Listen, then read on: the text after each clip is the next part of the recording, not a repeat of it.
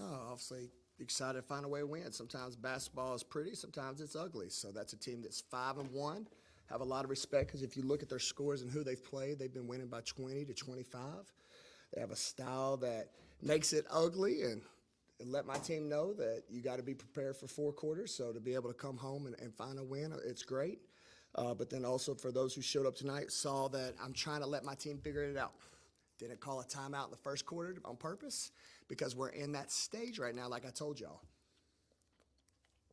We're in the airplane, in the air, but we got to build it as we go.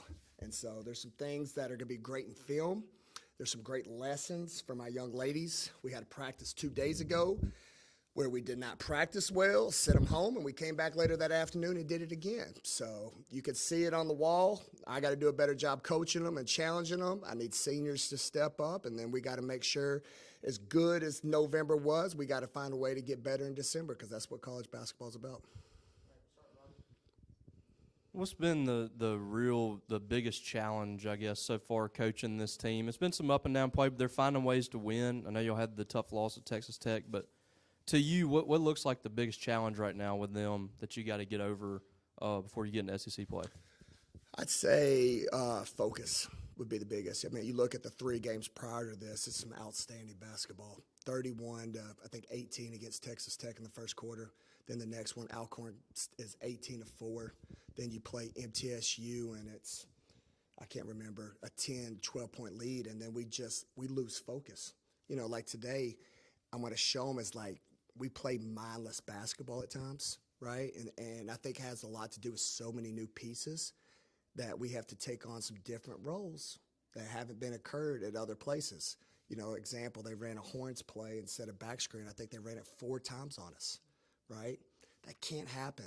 You got to be mindfully engaged, you know, and things like that where, again, it's good to show that after a win, but we have to become a 4-quarter team. But like I told them, you know, just like happened in practice, the games will take care of itself. Our practices have to get better.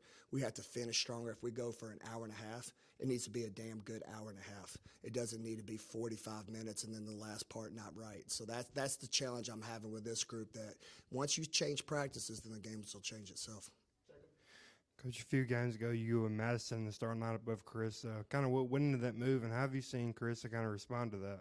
Yeah, I think Rich kind of just self-reflected, right? What a great opportunity for a kid who has a lens like that, where she knows she wasn't producing in that starter role, and take some pressure off, and she's been used to coming off the bench, and I think it's working. You're seeing her rebounds go up, her ability to get to the free throw line. She's giving great juice. Madison, obviously, is Madison. She's been phenomenal all year. So it's been really a blessing, to your question, that someone like that would say, hey, let's do something best for the team, and that's what it's going to take. With Madison, I know she had some big scoring performances in Florida. Maybe wasn't quite that tonight, but gives you 13 boards. And having that alongside Favor, I guess, how much of a boost is that part of her game coming in as a true freshman for y'all? No, it's huge. I mean, I think she had 13 rebounds is outstanding. There's going to be some good film, just like the rest of my team. I think we missed 18 layups. And again, like I told our fans during the game, we work on this, y'all.